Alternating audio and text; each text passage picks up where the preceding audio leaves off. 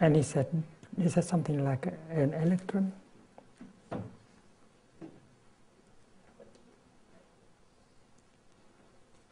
is not an entity, it's not a dharma. And actually he said an electron is made of all the other electrons.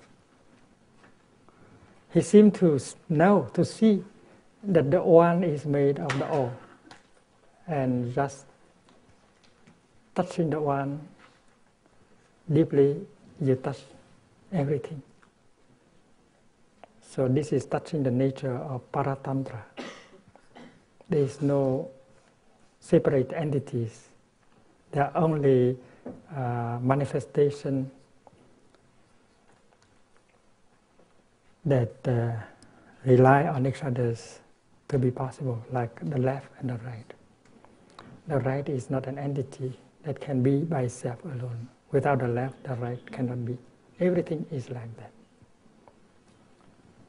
The first verse of Vasubandhu is that the metaphor of selves and dharmas that are evolving in several ways, they are all creation of consciousness.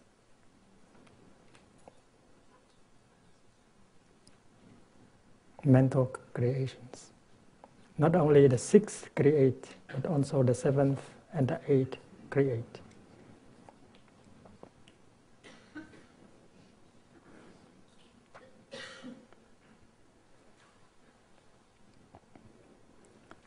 The Buddha offers us the insight of impermanence, the insight of no self, as tools for us to touch and to look into the world of Paravipakampitta, so that we can discover the nature of interbeing, the nature of interdependence, which is devoid of any solid, separate entities, solid self.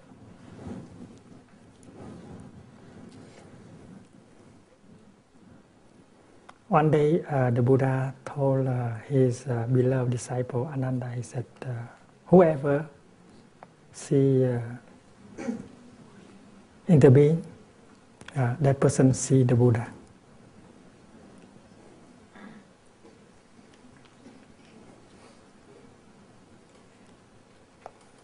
If we touch the nature of interdependence, of interbeing, we touch the truth, we touch the wisdom, we touch the Buddha.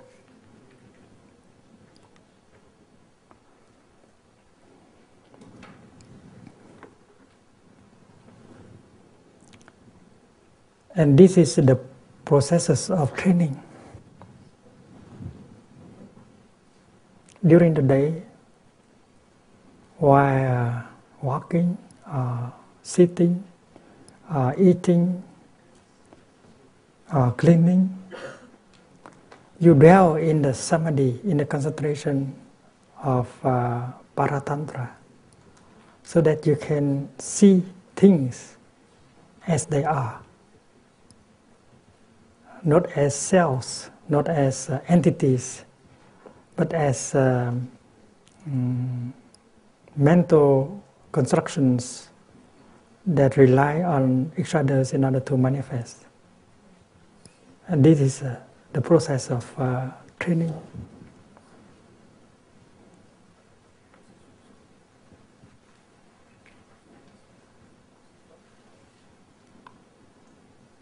And finally, when the training is complete,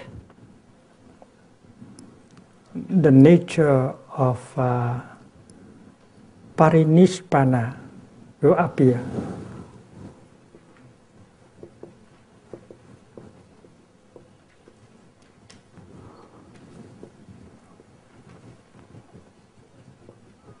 Will reveal itself.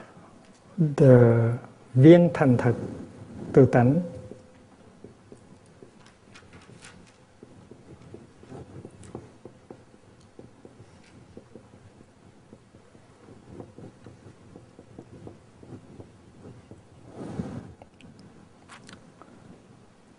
will reveal itself entirely. And what you touch is no longer a world of illusion, but the world of thing in itself.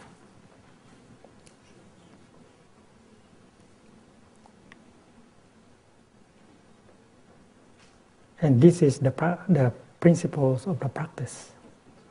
First of all, we should be aware that the world in which we live in is being constructed by us, by our mind, collectively. That if we look deeply, if we know how to use mindfulness and concentration, we can begin to touch the nature of interbeing, of interdependence. And the practice, when it has gone deep, we can erase the illusion of para-kalpita in order for the true nature of reality to be revealed, the nature of para-nishpana, viên thành thật tự tánh.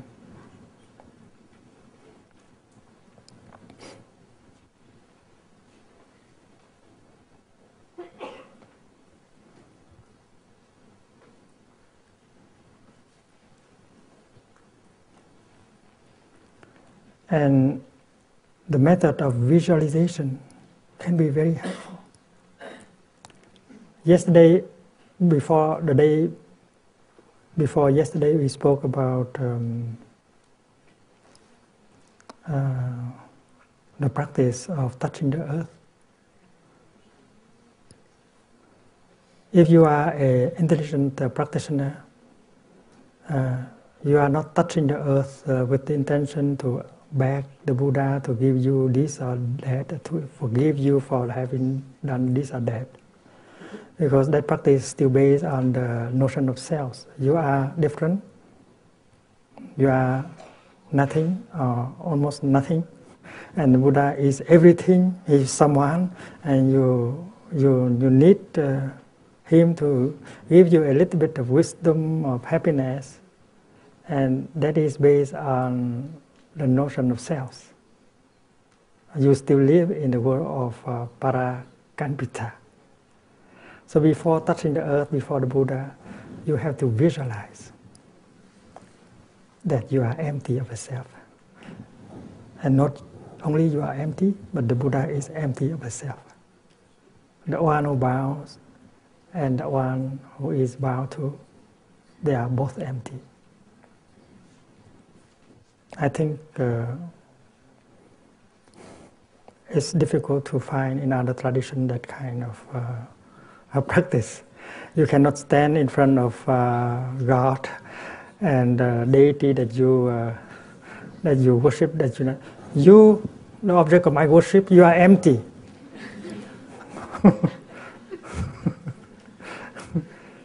Dear Buddha, I am bowing to you, but I know deeply that I am empty, and you are also empty. Because the fact is that you are in me, and I am in you. And the fact that I am touching the earth before you, it looks ridiculous. But in fact, looking deeply, I see that I bow like that in order to touch you in me, so that you can touch me in you also. And the practice center is the net of Indra. And I can see countless Buddhas appearing in the cosmos, in front of me. And the number of the Buddha cannot be counted. Buddha are numberless. But I am numberless also, because by my power of visualization, I see that in front of each Buddha there is a me who is paying respect.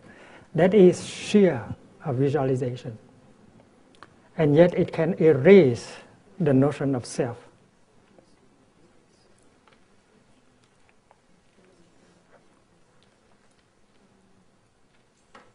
In the Avatamsaka Sutra, there is a very delicious